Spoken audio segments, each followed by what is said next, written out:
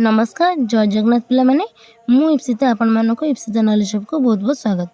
पिला माने आमे पार्ट 1 2 एवं 3 रे पढ़िथिले जल ही जीवन विषय रे। आज तार प्रश्न उत्तर कार्य करिबा। चलो पिला माने देरी न करी विषय भितर को जिबा।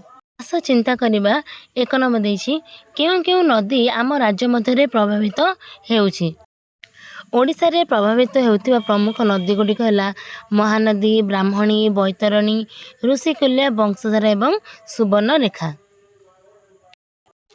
एक नंबर कह देछि सेमानको आमे केउ केउ कार्य रे व्यवहार करू।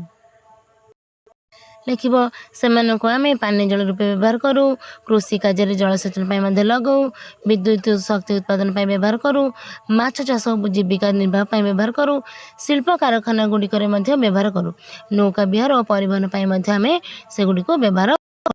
एक नंबर ख सेमानको ऊपर बंध बंधा जाईछि कि हाँ ओडिशा रे अनेक नदी ऊपर बंध सब बंधा जाईछि। महानदी ऊपर हीराकुद बंध निर्मित होईछि, ब्राह्मण नदी ऊपर रेंगाली बंध एमती निर्मित होईछि कारण यह बन्या नियंत्रण और जल संरक्षण रे सहाय्य करथाय। 2 नंबर पितामाता किंबा जेजेमा जेजेबापा को तुम अंचल कौनसी नदीर कहानी किंबा नदी संबंधी पर्वपर्वाणी कथा कहबाकू कुह, सेही कथा को श्रेणी रे उपस्थापन कर। नदीर कहानी पुराणा कथा पूर्व काल रे नदी गुड़िक अति स्वच्छ और निर्मल थिले। नदी कूल रे लोके बसवास करथिले एवं नदी को माँ परी पूजा करथिले। कला बन्या विभीषका वयस्क लोकों कहवा अनुसार पूर्वे जेते बेले बड़ बन्या आसुथिला नदी कूलवर्ती गाँ गुड़िकर सब पानी रे बुड़ी जाउथिला। लोक माने डंगा साहाय्य रे निरापद स्थान को जाउथिले। सुधार सब कौन आसी परवर्ती समय नदी उपर बड़ बड़ बंध जेपरिक हीराकुद बंध तैयारी हेबा परे बन्या अनेक परिमाण नियंत्रण हो पारिछि एवं सेही पानी को चाष कार्य में सठिक भाव में व्यवहार करा जाउछि। 3 नंबर परिवार जने वयस्क को पचार से छोट थिबा बेले नदीर अवस्था कौन थिला। वयस्क लोक व्यक्ति माने जेतेबेले छोट बेले थिले नदीर पानी अत्यंत स्वच्छ निर्मल एवं गभीर थिला। नदीर प्रचुर परिमाण माछ एवं अन्य जलचर जीव सब देखा जाउथिले। नदी कूल रे प्रदूषण नथिला एवं लोके मध्ये से पानी को सीधा सड़क पीवा पई व्यवहार करुथिले। 3 नंबर ख कहला सेही समय रु आज पर्यंत कौन सब परिवर्तन होई। से समय तुलना में आज नदी बहुत बदली जाइछि। वर्तमान कल कारखानार दूषित पानी एवं सहर आवर्जना मिसिबा जोगु नदी जल प्रदूषित हो जाइछि। नदी सज्जारे बाली कमी जिबा एवं पटु माटी जमीबा जोगु नदीर गभीरता मध्य कमी जाइछि।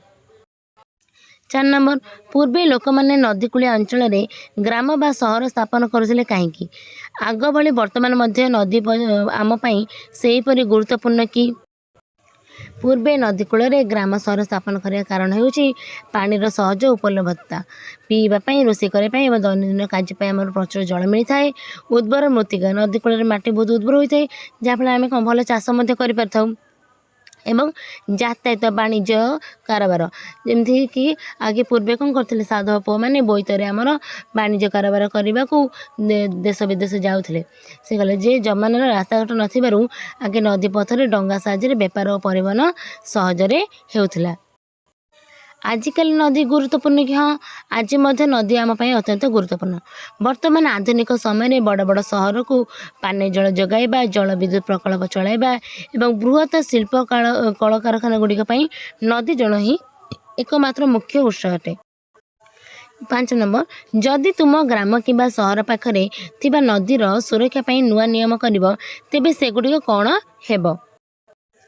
जदि नदीर सुरक्षा पई नुआ नियम प्रस्तुत करा जाए तेबे नियम गुड़े कौन हम। प्रथम नियम नदी पटा किंबा नदी जल रे कौनसी प्रकार प्लास्टिक पॉलिथीन किंबा आवर्जना फिंगिबा संपूर्ण निषेध हबो। द्वितीय कल कारखाना किंबा सहरर दूषित नला पानी को सीधा सड़क नदी रे मिसेबा पूर्वरु ताको बाध्यतामूलक भाव आमे विशोधन करिबा। तृतीय कौन कर नदी कूल में कालिया माटी कि मूर्ति विसर्जन पर जो कटकणा रहिबो नदी पठारे व्यापक गछ मध्य लगा। चतुर्थ नियम कौन कर नदी बेआईन भाव बाली उत्तोलन करने संपूर्ण मध्य रोक लगे पार। 6 नंबर देला केतेबेले तुमे जल नष्ट करिछ से कथा भाव सेतेबेले आउ कौन करथिले जल संरक्षण करि पारिथांत। आमे कौन केबे जल नष्ट करछंती अनेक समय आमे ब्रश कला बेले किंबा हाथ धोला बेले टैप को खोला रखी देई थाउ जा द्वारा कौन करे प्रचुर पानी बेकार रे बही जाई थाए आउ ताकू संरक्षण करा पे हम कौन करबा से समय कल को खोला न रखी बंद कर देथिबा किबा मग किबा बाल्टी रे पानी नै व्यवहार करथिले जल को मध्ये हम नष्ट करिया को रोकी जाई परिबा। 7 नंबर दैनंदिन व्यवहृत सामग्री को व्यवहार करी सरल जल छणाटी यंत्रटी प्रस्तुत कर परिबा कि सेतिरे कौन कौन रखिबो ओ काहेकि। हाँ घरोई सामग्री व्यवहार करी एक सरल जल छणा आमे यंत्र प्रस्तुत करा जाई परिबो। जलछड़ा यंत्र रहा सामग्री कौन नवा सफा कपड़ा बा स्पंज नवा यह सबुठारु तले रखा जाए जहाँ छोट छोट माटी गुंड को अटकाई थाए काठ कोईला गुंड नवा यह मध्य पानी रे थिबा दुर्गंध मैला कणिका एवं विषाक्त पदार्थ को मध्य शोषि नै थाए आउ सरू बाली दबा कारण यह पानी रे भासुवा सूक्ष्म मैला को सफा करिबारे सहायता करे आउ कौन दबा छोट पत्थर खंडिया बा गुड़ी को लेकिन दबा यह पानी थिबा बड़ बड़ आवर्जना बा पत्र आदि को संपूर्ण प्रथम स्तर रे ही अटके दबा संपूर्ण भावे।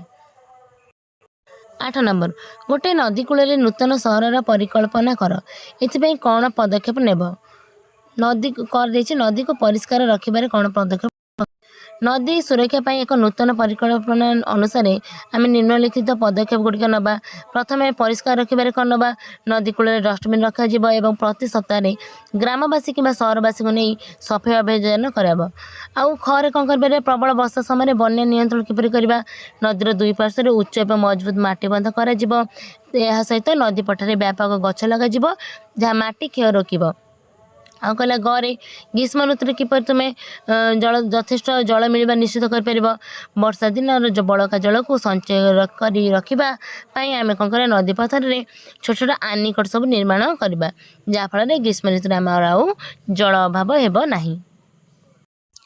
पिला माने आज एतिकी तुमर पार्ट 1 पार्ट 2 पार्ट 3 रे आमे देखि देथिले जल ही जीवन विषय रे पढ़ी देथिले आज पार्ट 4 रे आमे जल ही जीवन रो प्रश्न उत्तर करदेले नेक्स्ट क्लास रे आमे अलग विषय रे पढ़िबा। वीडियोटी भल लागले लाइक शेयर एंड सब्सक्राइब करदेबे। रोची धन्यवाद।